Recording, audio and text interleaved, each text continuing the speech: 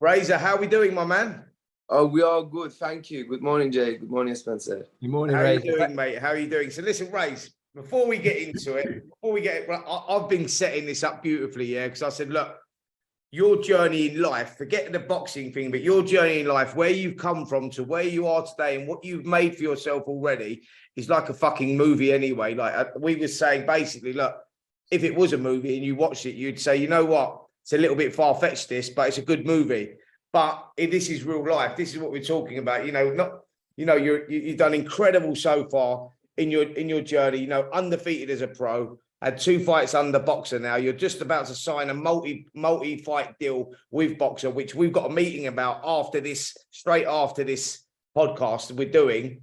We've got a meeting to set out your path, your future in the sport. But before we get to that, mate, and Jake knows part of the story, but our listeners are going to be blown away by your story, mate, because it is so fucking inspirational. There is everything there. It's not just inspirational, it's upsetting. It's, the strength and courage and power you've shown is insane. I mean, I want to go back to the beginning, really, Raze, like where it all started for you. As a young man, you was over in Iran. You know, you had no future dreams of coming to England or whatever. You're, Iran born. That's where you was. Tell us about your journey in life when you was over there. What happened to you? Spencer, life in Iran, especially, that's very funny because last night, I'll tell you a funny story from last night. I got a bunch of very privileged Iranian friend that I recently found, and they were talking about their school and stuff like that, and they were talking, and the whole an hour I was quiet because I was like, did they study? They went to school in Iran or like abroad? Because what they explained looks like they went to school like in Switzerland, something in those very great countries, posh countries. I'm like, that can be possible. I can't believe like I'm from Iran. I went to that type of school and I had that childhood, and they just maybe like 100 kilometers away from me, and then they talk about another world, going to school, having like, I don't know, lunch hall, having private teachers, stuff like that. And me going to school, and it's just different, like I'll go to school, I'll get beaten up by teachers, or like in the school is only like rough and tough. They talk about like having a private teacher. I'm struggling doing my homework, and I'll go to school, I get beaten up because I couldn't manage to do my homework, because in the house nobody is there. The teachers would beat you up, you say? Yeah, it's like it's I mean, not now, I gotta say not now, but I'm the last generation that it was like that, Sure. 15 years ago, something like that, 20 years ago, like you go to school, you get beaten up, especially in the poor neighborhood, like my neighborhood. My honestly, I tell you the truth, I can't believe my past, because now when I sit down, sometimes I'm going through this crisis at the moment in my personal life, and because now I get the chance to tell my story to people like you on a big platform and stuff like that, so it makes me review my past, right? And I totally stopped thinking about my past. And now when I talk about it since the last couple of months, I can't believe that I lived that life.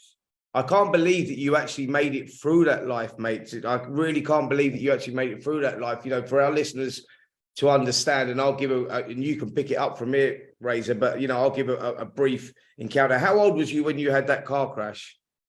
I was almost 6. You was almost 6 years of age. You had a car crash that proved fatal with 7 of your brothers and sisters in the car. My relative, it was my auntie. I'm only child. I don't have siblings. Right, but so 7 family members. Yes, my auntie, because I didn't have parents, right? Like when I was only 1, my parents divorced, because it was one of those forced marriage that my mom had, right?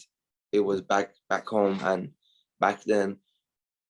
And my auntie, because they were like 12 and 18, they raised me, because the rest of family, they were old family member, or like my granny and stuff. They couldn't help me when I go to school. Like what? And when you kid, obviously, you know how when you are the nephew or the niece, how everybody loves you, when especially you don't have no parents. So I got raised since I remember, by my aunties, and they were my parents to me.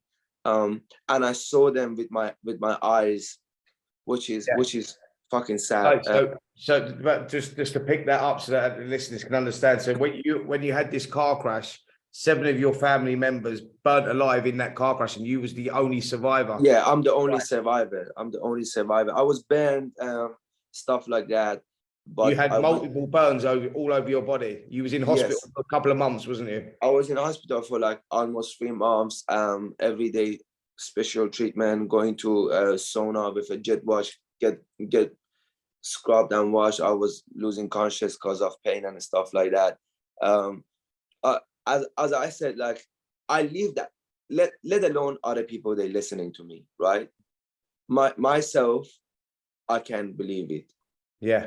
I don't expect anybody else to believe it, because it was like, can you imagine once a week you go to sauna and get washed by jet those stuff, like they wash the car and someone scrubbing your face? Like, can you imagine the pain? Like, yeah, sure. When I think I went through that, I say, no, I think that was a dream. I didn't go through that. Like, that's too hard to go through. So you were lucky to survive, Razor, when you the car crash. You were lucky to be the only one to survive that, weren't you? Obviously. Yes. And then what happened in the hospital there? Like, so you're obviously now you've not got a relationship with your father, because your father was, living the wrong life. Yes. And your father come and got you from the hospital, is that right? No, when they released me, when I came home, in Iran is man's man country, like woman has no right. So he just came and he was high. He said to my mom, you can't take care of him, and I'll take him. And he just took me. And my mom couldn't call the authority or something, because he's my father, And he just took me to a very far place in a desert, and it's like abandoned house. It's like nobody's there. He just left me every couple of weeks, come check on me. And then at some point, because I was there for a year, and at some point after 6 months, something like that, well, I walk towards home from school, and it's like a storm, and it's like mud everywhere. I don't have like the right shoes and stuff like that. I don't have warm clothes. The other side auntie, which is my sister of my father, they were living around that neighborhood. It was a long walk to go to school for me, like maybe an hour walk to go to school. And then she saw me in a really bad condition, which my cousin who saw that moment as well, he lives here in London as well. We always talk about it. Like like a little cat, when they wet, the mom comes, grab it from the neck, like they're hanging up there. Literally, I felt the same. My auntie took me for shower and stuff, and she said, I'm really mad at your father. You're gonna stay here from now on. So I just stayed from half the way with them, and like my auntie fed me, helped me with my school, because I couldn't do my homework. I'll go to school, I get beaten up by the teachers. But then every day I'm like, auntie, I want to go to my mom. You saved me. Can you take me to my mom? And she's like, no, I can't do that, because like your father will be mad at me and stuff. All I can do is just keep you here until it's possible. So I was away from my mom for a year. Yeah. What happened with your father in the end? So you lost all ties with your father? No relationship? No, my father, one day he came home. He was again, like, he came to check on me. again, like he beat me up, and then he said to me, "You go to your mom," just like that, because I was crying so much. I was trying to escape, and I failed so many times. So I think he just realized like he has to let me go, because like, I was out of control. I was very depressed. I was crying nonstop. So that day was my lucky day. He just came and he beat me up, and then he just dropped me at my mom's house. And Wow. how old were you then, Razor? What was, so you were still very young then, weren't you? I think by the time my father took me, I was like 6.5, and then he brought me home middle of the school, which half year, that makes me be 7.5. So Right. 6.5 to 7.5, I was away. As soon as I came back to my mom's neighborhood, they put me to school. But in the school, it wasn't fun, because I'm just so scarred. I go to school with a lot of happy kids, you know. They don't understand what is, at age of 7, you don't understand, like, you don't have much money and stuff. You come to school, you play around, but like I'm at the school, but being depressed, very high depression at age of like 7 and stuff like that. So I didn't have fun like till I was 12 years old. I was a very angry kid. I was fighting with my mom. Even when all I wanted to go home to my mom, but when I went home, it wasn't what I was expecting. I was leaving house, being like 7, 8 years old, full of hate. And I don't know, like it's not a type of hate a 7 years old, 8 years old kid have. It was like a grown up hate. I was doing things that I wasn't supposed to do. It was, listen, this depression, and you trying to fight for survival, I suppose, is probably the better way of putting it, Razor. We fast forward some years, you're with your mum, and this story, which is an absolutely incredible one, from now only starts to get better, because I want to talk about your journey on how you made it here to England. What was the reasons for you wanting to come to England? And then when you got to England, was even more fucking insane the way that you've turned your life around, and to the person that you are today. I mean, the person that you are today, now you're a professional boxer, unbeaten, professional boxer with a multi-fight deal just about to be signed to be on Sky Sports. I mean, the fighting for you is the easy part of what you've just been through. This part now is the easy part, and we're going to get into your career and stuff from there. But let's go back to the moment you decided to come to England. What was that reason for you coming to England? And how old was you? And how did you decide to come to that? Was that through your mother telling you, or what was that? I don't know like where it came in my head, but like I was very young. I remember, to my cousin who is here, his mom saved my life. I remember I said to him, "You and me, we should go from this place." Like, this is Iran you're talking about. Yeah, it's in Iran. Like I was maybe like 15, something like that. I was like, maybe we should go. There was other places that we can go. We can have a good life and be safe. And he's like, but I don't know how. And he's like 8 years older than me, something like that. So like he's maybe like 23, 24, and I'm only 15. And I'm like, we should run away. And he's like, how? I'm like, I don't know, but like there is a way to run away, right? And he's like, it's a mandatory thing to go. You got to go to military in Iran to do your 2 years. Yeah. And before then, you cannot leave the Iran as a boy. As a girl is okay. So I'm like, like he did his military. I haven't done it. So it's like, how do you want to go? You don't have passport. I'm like, I don't know. We walk or something. Like we find a way. Because in my head, there was always a way. Yeah, I'm like on an autopilot. Like there was always a way. And I got to 17, something like that. I said to my mom, I was doing really good in kickboxing and Muay Thai. So they sent me an invitation letter to go to fight in Sweden. And then I went to embassy, to get my visa and stuff like that. They rejected me for some reason. They said, we don't allow you to come to Sweden for fight. But I trained so hard for that fight. I trained for like 2 months because you gotta understand my part in the sport, even back home, was hard because people don't know. I was only 50 kilo fighting at 60 kilo for money.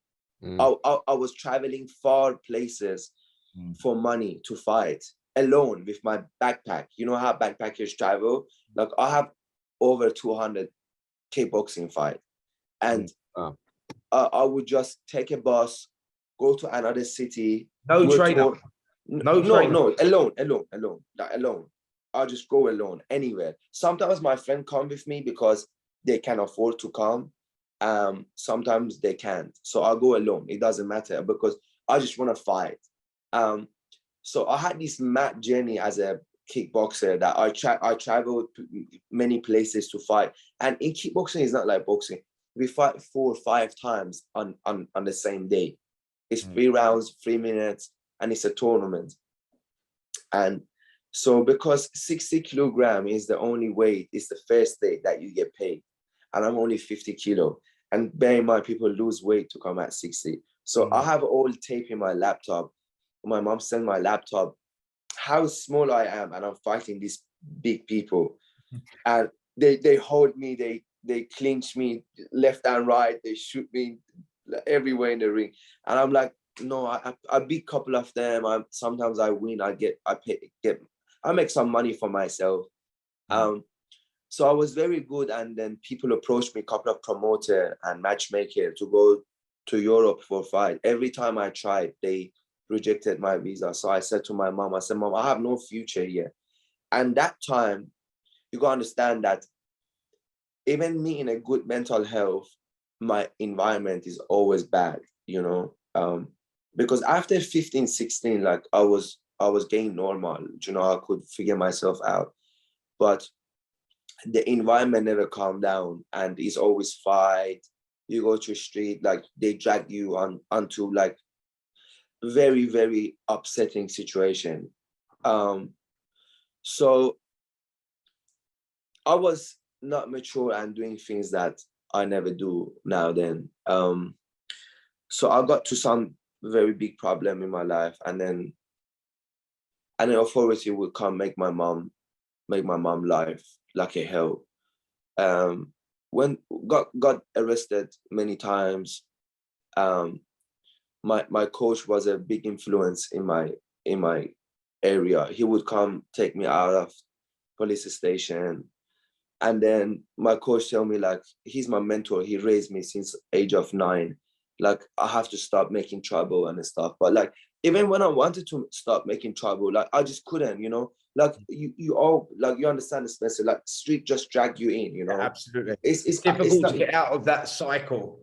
I totally understand that you get mixed up with those sort of people, and it's difficult to break the cycle. But this is the inspirational story that you actually broke that cycle. You had that conversation with your mum, and your mum said to you, "Go and find a better life, Razor. You go and find a better life," and that's what you've done. I mean, tell us about that journey. Yeah, I said to my mom, like, listen, I said to my mom, I want to go. She said, if you don't go, I don't know if I can see a bright future for you. You might die very soon, because I'm making fight outside and there was a stabbing, plus the authority is not happy with me and coming to arrest me because I do some crazy stuff. So my mom was like, listen, this is all my money that I saved my whole life. I give it to you and you go. And I took the money and I took the risk, because on the way, you know, it was just last week, 74 people died on the way coming to UK, to Europe. That's right. In Greece, the boat sank. And what was your journey? How did you get here?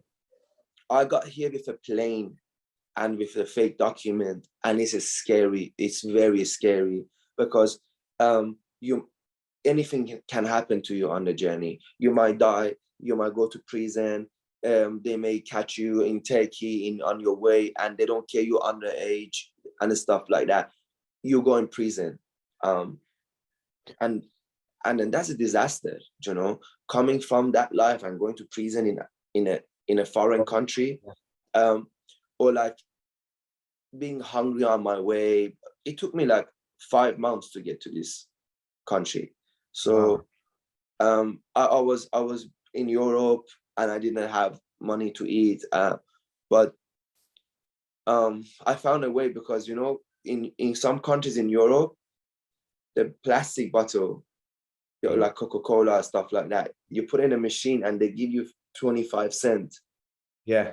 So I would pick up so many bottles and put in the machines and give me like 3-4 euros, so I could get a sandwich. But I tell you, I want people to know all of this might look, sound and tragic and sad. I had fun on my way because it was like a mission that I'm on it, you know. I don't look at it because it was hard, this and that. It was hard. I broke on my way. I cried on my way. But now when I look at it, and to convince myself not to give up, I made a scenario in my head that, just imagine you're watching your own movie and you made it, and you're an old man, you're watching at your home and you have whatever you want. They just recorded your life and you watch it. At the end, you made it, so don't worry, it's already done. Just watch how you made it. Just watch your journey. So I made this, I was talking to myself in my head.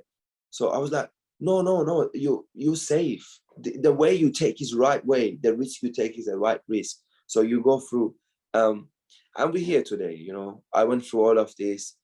UK, London made me a man. This is my home. I owe so much to this community, to the society. I came here as a young man. I was only a teenager. You were sleeping rough, Fraser, wasn't you, on the streets? I mean, tell us about that one moment you told me about when you made it to England and you looked up at the clock at Liverpool Street Station and you said you had no money, you're desperately, yes, you're sleeping on the streets, and you look at this clock and you said, but you were so happy. I was so happy because I can exaggerate as much. When you don't see it, you don't understand it, because like you never saw where I come from. It was unbelievable where I come from. And now me being in London and seeing all these buildings and then stuff like that, I'm like, wow. I'm like, forget about, I don't have a place. Who cares about where I sleep tonight? But look where I am today. Like, the world is my oyster, you know? Wow. So I can do whatever I want. And nobody told me anything. Nobody dragged me on any fight. Nobody dragged me in any drug situation, or like I don't have to go against any religion or something. You're a free man. I'm a free man. I'm like bird out of the cage.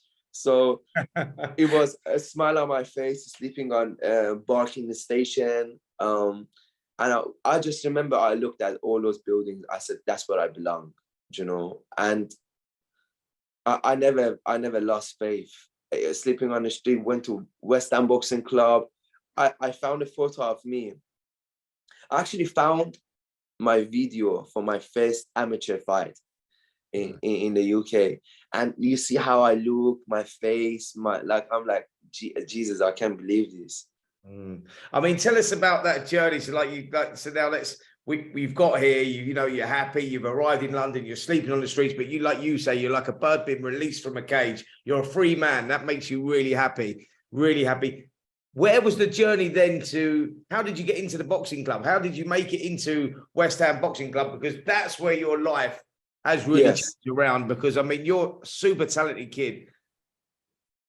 So, you know, I've always been a fighter, but boxing, it took me many years just to be at this level I am today, because I had no boxing background. You know, boxing is very different. Like, it's about skills. It's about your boxing IQ, your footwork, your distance, everything. So me just going a ring, it's a disaster. Like, I beat kids up because I'm awkward, you know, and I fight rough, not because I know how to box. So the first thing I did, you met my friend in Bournemouth. He came from Chicago. Yes, I did. Yeah. So it's a crazy. I never knew this guy in my life. I only had him on my Instagram. He followed me, and then he had this proud that I'm an Iranian and doing my thing, you know. So he said, let me just help this kid. So he said, you should just, I called him. I said, like, now I'm in the UK. And he said to me, stop doing kickboxing. There is no future in kickboxing. You're a good fighter. Maybe start boxing. I said, I don't want to be a boxer. I don't know how to box. And he said, just go try. I said, where should I go? That's literally after 2-3 days, I'm in London. Mm-hmm. He sent me a Google address, like a postcode. And I don't know how to use like Google Map and stuff. Like, we don't have those stuff anymore. Like, and I'm like, I found my way. I go to, if I don't pronounce it wrong, it's Limehouse, East London. Yeah. So I go to this under the arch. It's under the arch. I go there. It's a pro boxing. And I go there after like a long journey that I took to go there. I'm me jumping off the gate from the tube and stuff, people trying to stop me. So it was long to get there. I didn't know how it works. So I went to the gym and then I started boxing. I said, I want to train everything. I was translating on my phone. I said, I want to train. I'm a professional. So you can't speak English at this point either? Oh, no, zero English. Everything on my phone. I'm like, I'm a kickboxer. I want to box. I'm professional. And they see like, I got so much energy. I'm like, normal, you know, like I look now okay. Because like I'm on fire. I want to box. I move around. Like I'm a bit like silly. So, and then they translate for me, like, you got to pay. Barry. Barry. Yeah. Big Barry, lovely guy. Yeah, Big Barry. It's like, you got to pay. I'm like, but I don't have money. Like, I just came here as an asylum seeker a couple of days ago. It's like, you clean the gym and you work toilet and stuff. I said, oh, cool. No problem. And so, but I gotta tell you, I was there for 2 weeks. He never let me clean anything. He said to me, I have to do that. And I was willing to do it. I went to him. I said, should I clean today? He said to me, no, tomorrow. He never didn't let me. Yeah, he's a good guy, Barry. Good man. Yeah, very nice guy. So I trained and stuff. And then Barry said to me, listen, this is not a place for you. Everybody's a professional boxer here. I'm going to take you to an amateur club. And I'm like, whatever, like, I just want to box. So he said to me, meet me at this time, at this place. I go there, I walk into West Ham Boxing Club. The moment I walk in, is so many kids boxing and it's different atmosphere. As soon as I arrive, like in the Rocky movie, wear your gloves, jump in the ring for sparring. No skipping rope, no shadow boxing. I arrive, I get changed, I jump in for sparring. And then I start sparring and stuff because, again, I'm so weird. They can't cope with me. I punch from everywhere. And they're like, you stay here. And they gave me a West Ham kit. And they asked me for £20. I said to them, don't ask me for money because I have no money. So they gave me the kit.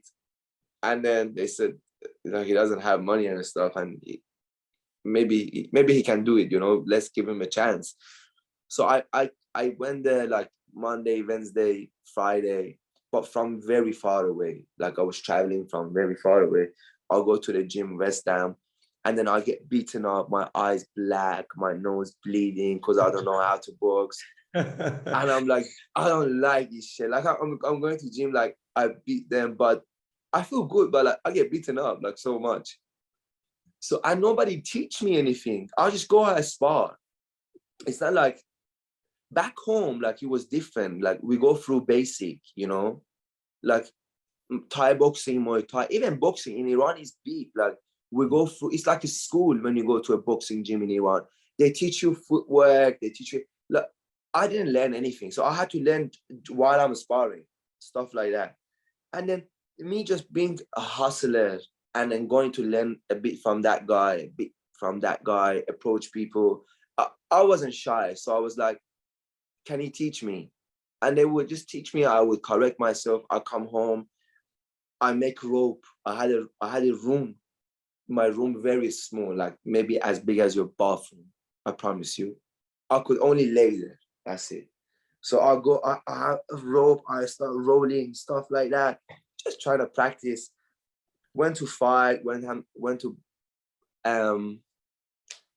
amateur club, I went to Haringey Box Cup after 6 months being amateur, after 6 months.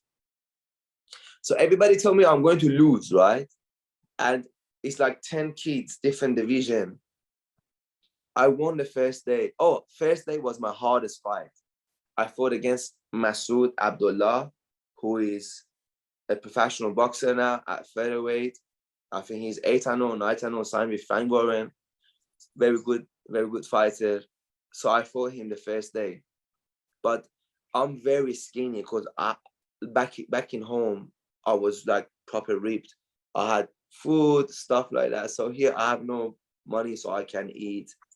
So my physical shape like is not good. And I see Masood over there standing like big muscle there. I'm like, I gotta fight that guy. They said yes. I'm like, okay.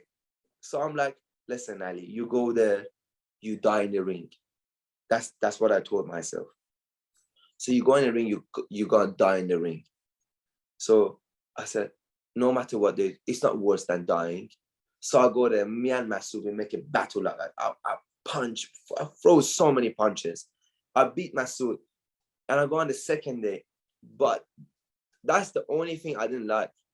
The manager from West Ham never had faith on me. For some reason, didn't like me. His name, if I'm not wrong, was Jimmy. I'm not too sure. So my friend who was supporting me, he understands well English, and he hear Jimmy's talking. He's like, he won by luck. Tomorrow he's gonna lose. And he said it to me. I got really offended. I said, but I'm from the same team. I represent the gym. Why they have no faith on me? So I got really offended. I said, tomorrow I'll go and smash this kid because I had to fight tomorrow. So I'll go and smash the kid up. So now I'm in final. And again, they said, this kid is so lucky. And I'm like, why they just so rude to me? Like, I'm a champion, you know? They can't talk to me like that. They gotta respect me. So I go in the final and I beat the kid up. So I win the gold. And everybody in our gym loses. Yeah. So except me and the heavyweight.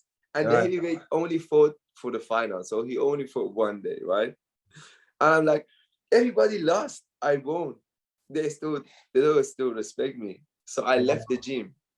I got offended because I was like, I'm doing well. Why they're not happy with me? So I went to Repton. I went to Repton for like 2 years and a half.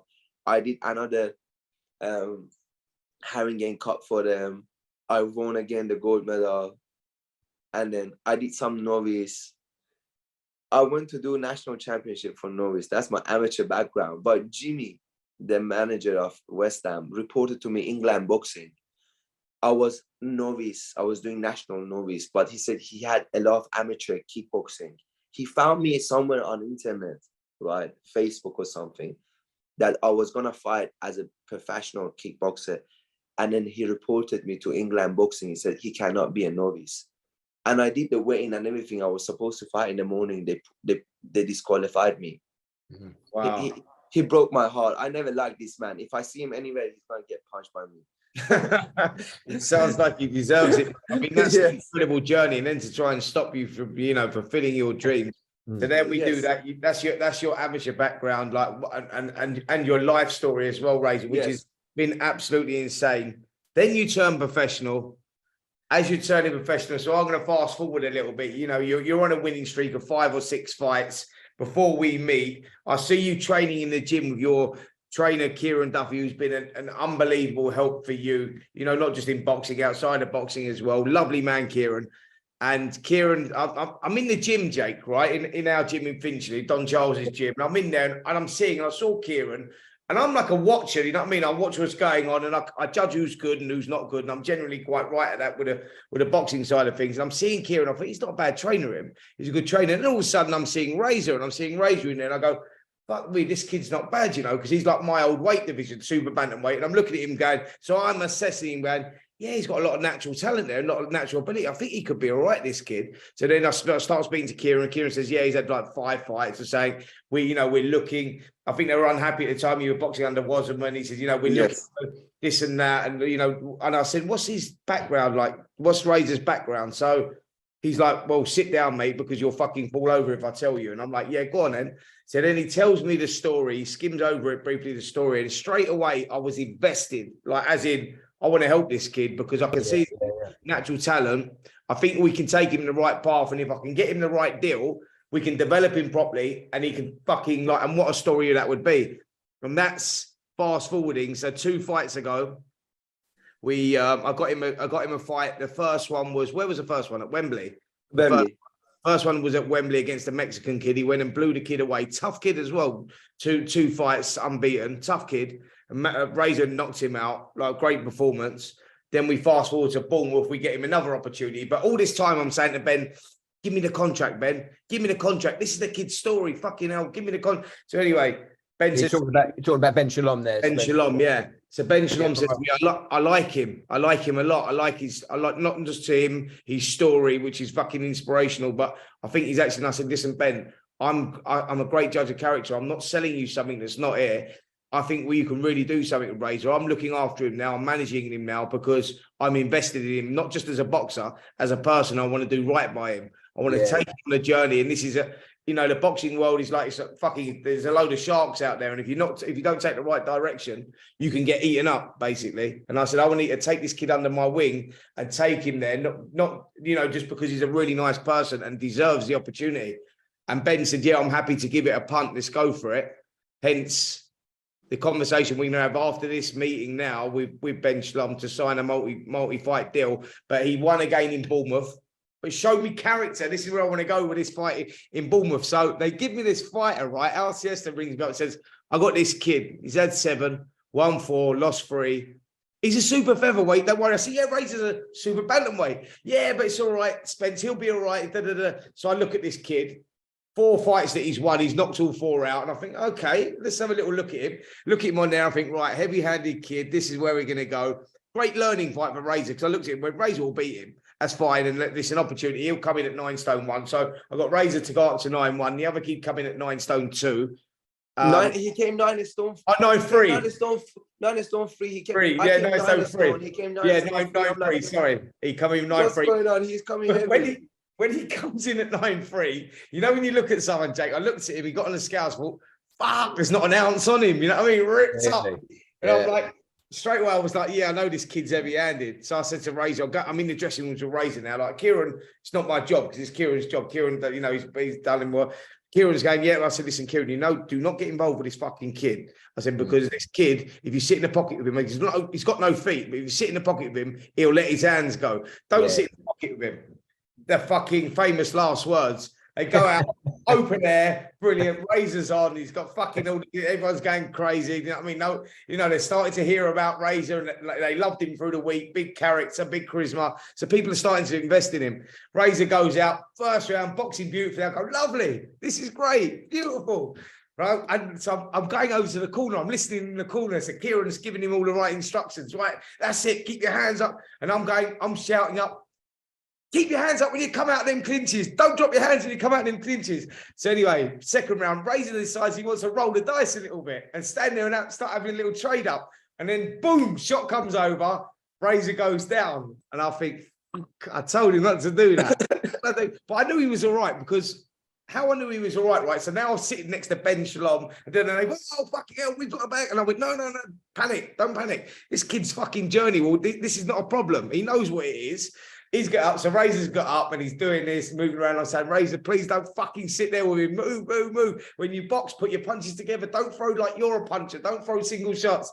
So he's doing all this, but then he's getting into this stage now where his ego is taking over. He's dropping his hands, standing in front of the kid. Oh, yeah. His tongue out and all that. And I'm like, fucking stop doing that. Do you know what I mean? This is all part of the learning process, by the way, for these young men. But I knew that Razor, like, my pride's been hurt. He's dropped me and I should not be getting dropped with this. And he was disappointed with himself, which is good because that you go back to the drawing board and you work on all that, putting your shots together and not making, this is all part of the development stage, but that's where he's at. And it was a great fight and he showed great character, which is, I'm glad what he done with. And then Ben straight away after said to me, listen, I want to give him a deal. Like, that was fucking brilliant. And I think that we can really do something with him. And that's where we're at. And I've got to say, Razor, your story, mate, was, it touches the hearts of everyone, man. It's brilliant.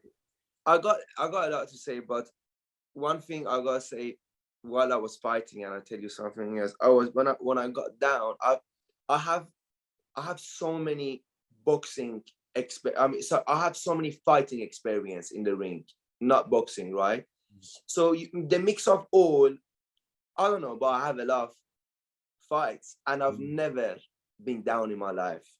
And you got to understand, since a kid, I'm fighting bigger men.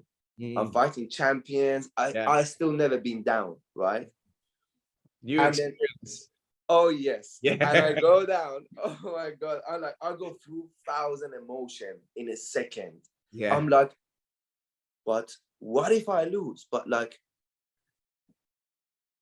how about it's just frozen there? Yeah, you froze. That's how I felt. I froze for a second. So I'm like, this is crazy. I watched everybody's face in that couple of seconds. And everybody's like, oh wow, everybody's face like that. Oh wow. I'm like, I can't let my people down, you know?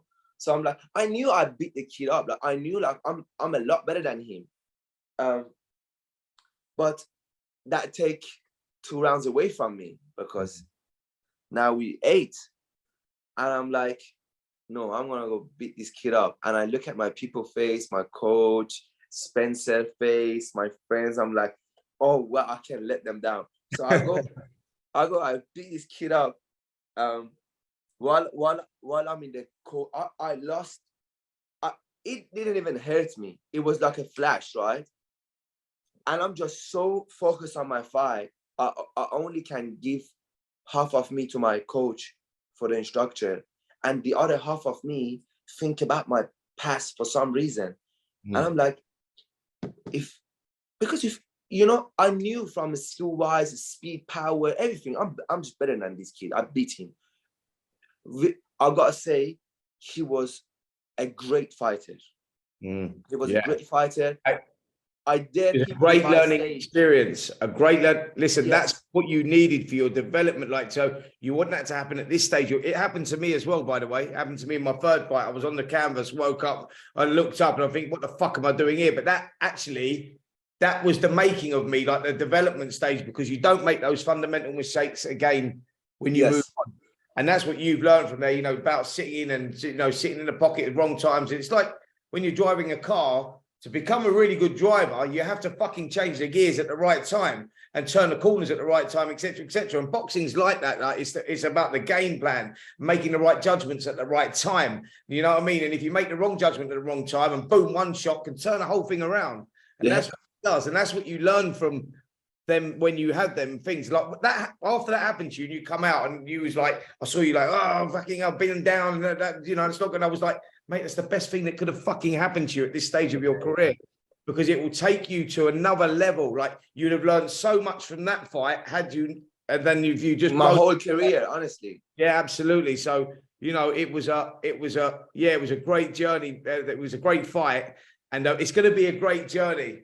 By the way, Ray, it's going to be a great journey, man. Listen, I want to thank you so much for sharing that story with us and giving our listeners a little insight into your life so far. And we'll get you on again when you become champion, because that's going to be the one, man. That's when I start making the calls to Netflix fucking about making movies. And, that's we've got a long journey to go, mate. The movie. I mean, it's a long journey. And after all, I always knew it's so hard to be champion for me, and every day, more I learn in my craft, more I understand how hard it is for me to become a world champion. Because my past can only give me the mental health, mental strength. And then it's a very good thing that it allowed me not to give up. I have no option of giving up in my system, in my head, and that's just because of my past. But when it comes to boxing, I don't. I know it's gonna be as hard as my past. You know, in a different way. It's pressure in a different way. Let me And tell you something about boxing, though, mate, that you've got that gives you the edge over everyone else. And this is why I've invested in you and took my time to try and develop you and take you on that path, not just because you're a lovely kid, but I know that with boxing, it's 80% mental and 20% physical, because everyone's got the physical attributes, but not everyone's got the psychological powers that you have, you know, to be able to overcome things, to be able to go to a dark place and pull yourself out of it. That gives you the edge to the others, you know, because that's the difference between champions and challengers. I had that as a champion. I knew that I could take myself to that level that not many people can take themselves to when it gets really fucking tough. And you go like, if I'm tired, he's got to be tired. And you've got to come through that, you know, you've got to come through them rocky stages where you pick yourself off the canvas or you get a bad cut or whatever, done all of that. And I see a lot of that in you. I go, this kid will fucking, he know, like you've got that mental edge that you're born with that shit, and through your walk of life that has given you, that will give you the edge, like over others, because you've got that toughness, and that is important, man. And that is, do you know what I mean? That's why I'm looking at that. I go like, here in the mental side of things, I said this kid is like fucking leagues above everyone else. The physical side of things, you know, the physical and technical side of things, I can teach you that because I've been there, and I can give you that advice. And you've got a great trainer in Kieran Duffy, who's, you know, he'll get you in tremendous shape and work on game plans, etc. But I can guide you the right way and help you with that as well. And that's what I see with you. And that's why I say, listen, that's why I say to Ben Shlom, look, this kid will be a champion because he's got the mental strength that is required to become a champion. That's where I see it. That's for sure. Especially like there is no boxer in the country at the moment. I think they are better than me. Like in that point, I'm arrogant. I got belief in myself. From any prospect in the country, I have nothing less than them. Sure. And I did it the hard way, because none of these prospects in the country signed with Boxer, Frank Warren, Eddie Hearn. None of them started boxing at age of 19 and have only 10 amateur fights. You know, so if there is something to credit, I can credit myself, because I'm doing it the hardest way. I'm learning fight by fight in pro game. It's going through the hard way for me, but I'm very blessed because I've got people like you teach me the craft. All my life is dedicated to my boxing. As I said, more I learn, more I understand how hard it is and how much I got to put my time in. I'm enjoying my professional life. I wake up, I live like a pro athlete. I eat like pro. I sleep good. I dedicated to my life, and it's such a beautiful, interesting life to live like a pro athlete. You know, it makes you think. I feel like Superman. Like not everybody can have that much. I don't know, mental strength, and then go through that much of life, tough life. Yeah, of course.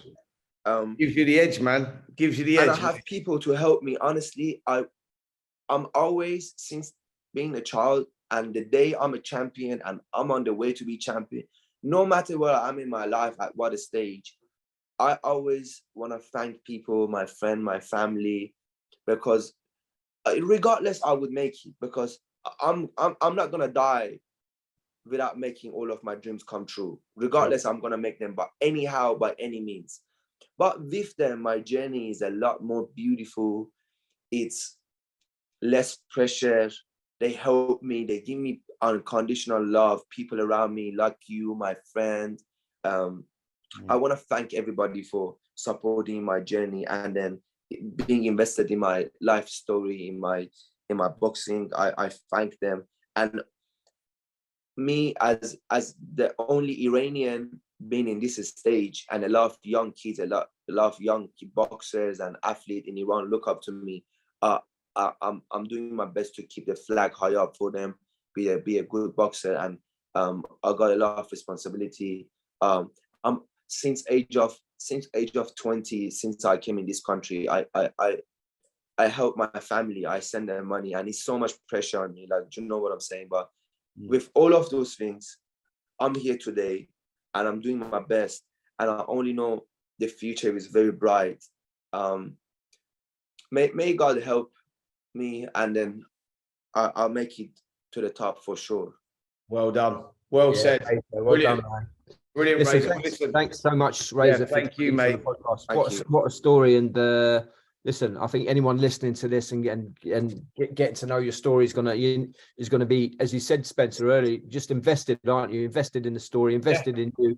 And listen, we're gonna watch your journey with excitement, man. And listen, we'll get you back on the podcast when you're a champion. I've got no doubt that you got the mindset to go all the way. So yeah, listen, tough times make tough people, Spence, don't they? So absolutely. Absolutely, and we've got one here with big character. He's a lovely guy that deserves everything that he gets. He works hard. First one in the gym, last one to leave. Always willing to listen, always willing to learn. Takes constructive criticism. All the fucking characteristics that you need to become a champion. This guy's got it. So yeah, follow the journey. Razor Ali. Remember the name because this kid's going to the top.